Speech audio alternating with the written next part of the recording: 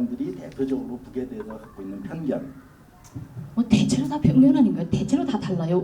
제가 처음에 왔을 때 난 42년 동안 살아왔는데 남쪽에 와서 남쪽 분들이 이야기하는 거는 제가 살았던 삶을 몽땅 다 부정하는 이미지? 그러니까 뭐 맞는 게 별로 없어요. 그래가지고 근데 제가 처음으로 남쪽 오기 전에 미리 평양에 있을 때 남쪽 사람들이 이렇게 우리를 이상하게 바라본다 하는 걸 한번 처음에 느꼈던 적이 있는데 89년도예요. 임시경 씨도 아시죠? 임시경 씨가 89년도에 평양에 왔었는데 그때 임시경 씨가 기자회견 하면서 이런 말을 했던 적이 있어요. 자기가 학생 때 방공교육을 받았다. 그래서 학교에서 북한 사람한테 머리다 뿔 달리게 해놓고 학교에다 바쳤던 냈던 일이 있었다. 그거를 기자회견에서 말을 했는데 그거를 TV로 아예 공개를 한 거예요. 북에서.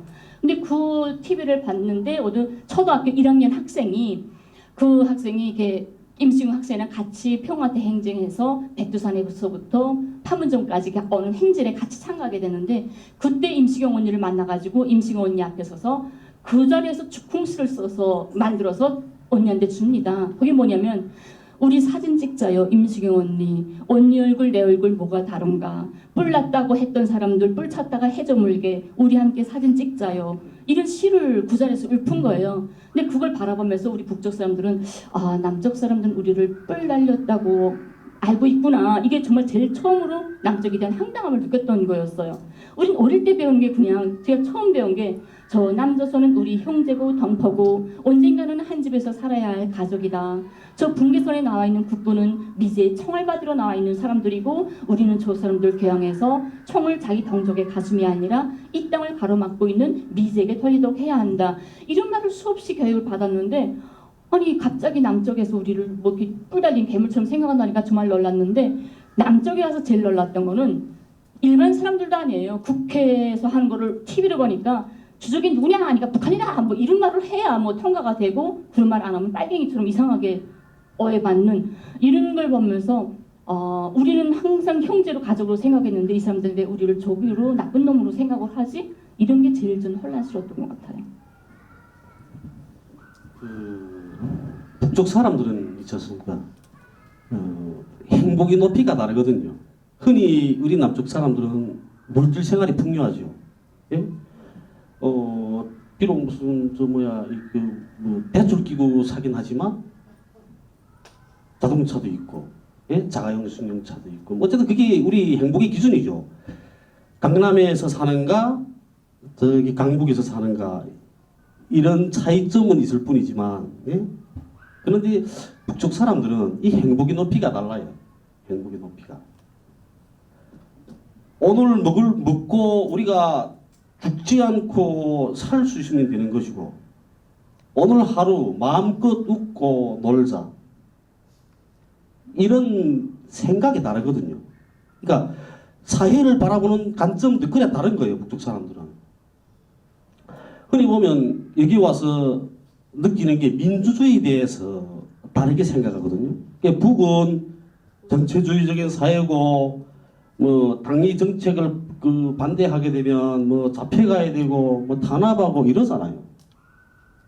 민주주의에 대한 개념이 다른 거예요. 우리는 예전에도 말했죠. 누가 말했나요? 주호영인가?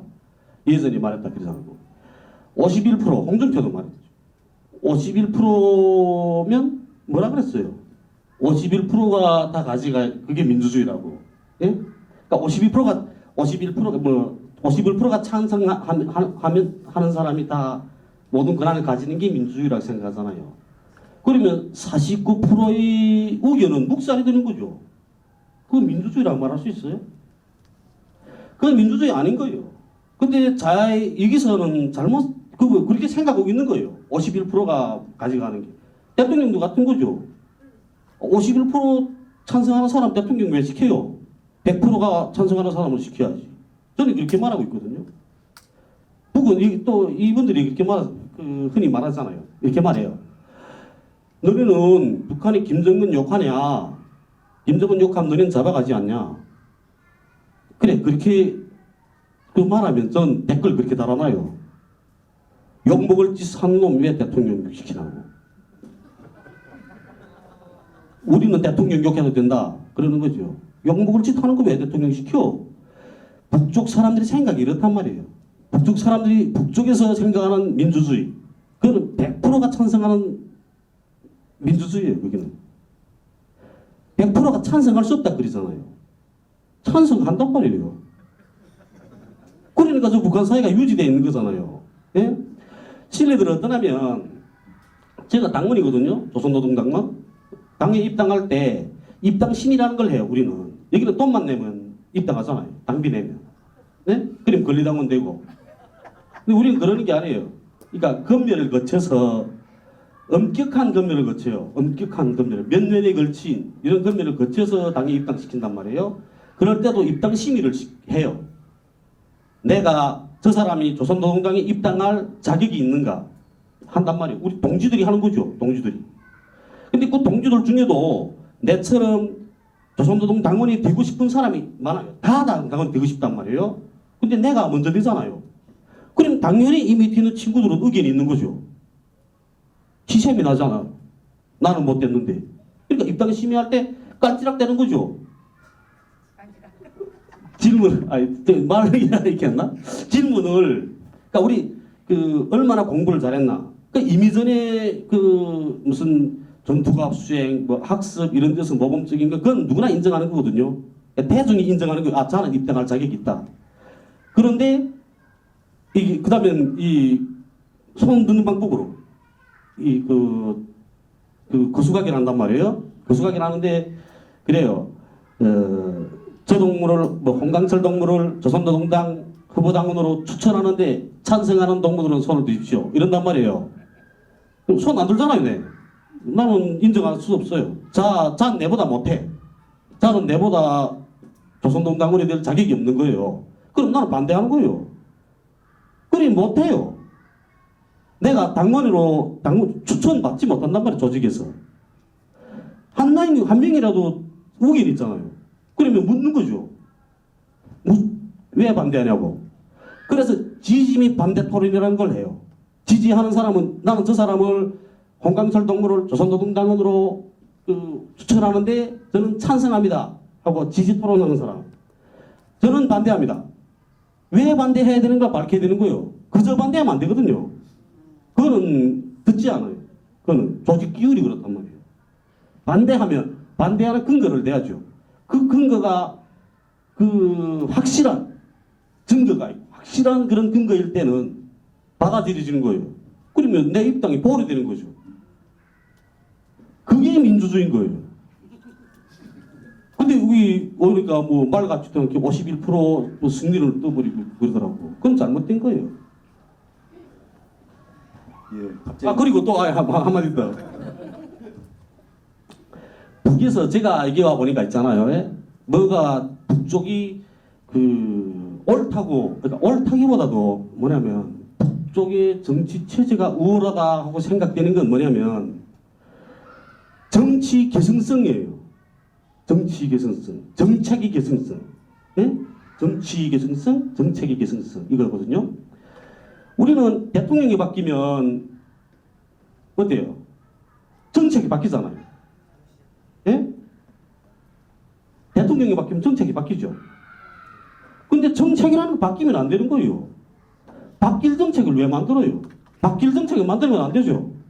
한 번 만들어 놓으면 법이라는 건 그래요. 한 번 만들어 놓게 되면 마지막까지 끌고 가야 된단 말이에요. 정책도 같은 거죠.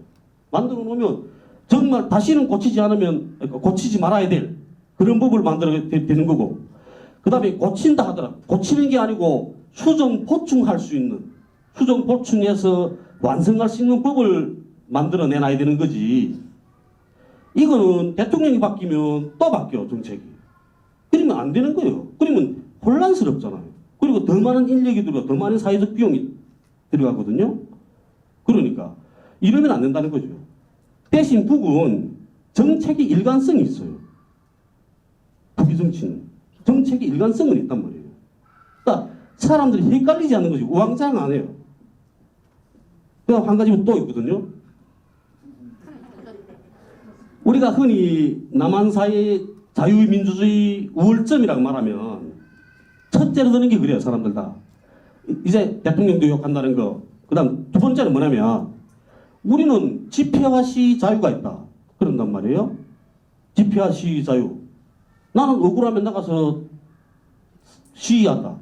우리는 이런 자유가 있잖아. 근데 북한에서는 집회 시위 자유가 없잖아. 너네는 이런단 말이에요. 너네 시위하면 너네는 잡아갔잖아. 근데 이거는 모르고 하시는 말씀이에요. 시위가 많다는 거는 자유민주주의에 대해서 시위가 많은 게 아니고, 시위가 많다는 건 뭐냐면 사회적 갈등이 그만큼 많다는 거예요. 사회적 갈등이 그만큼 많기 때문에 시위가 많은 거죠. 그리고 내가 억울하다고 말하는데, 내가 억울하다고 그러는데 들어주는 사람이 없다는 거죠. 국가가 왜 있어요? 국가는 국민을 위해서 있는 거잖아요. 근데 그러면 국민의 아픔을 국가가 받아들이고 해결해줘야 돼요. 그러면 시위를 안 하죠. 아, 미쳐 빠졌다고 그럼 국가가 다 해결해 주는데 내 나가서 떼역 끝에 나가서 이런 시위를 하고 있겠어요? 청와대 앞에 가서. 사회적 갈등이 많고 그 사회적 갈등을 국가가 해결해 주지 않기 때문에 많은 거예요. 자유민주주의에서 많은 게 아니고. 이건 헷갈리고 있는 거거든요. 그럼 북에서는 어떻게 하나? 북에서는 인민위원회랑 얘기를 말하면 국회의 산하기관이나 같아요. 시군마다 다 인민위원회가 있거든요.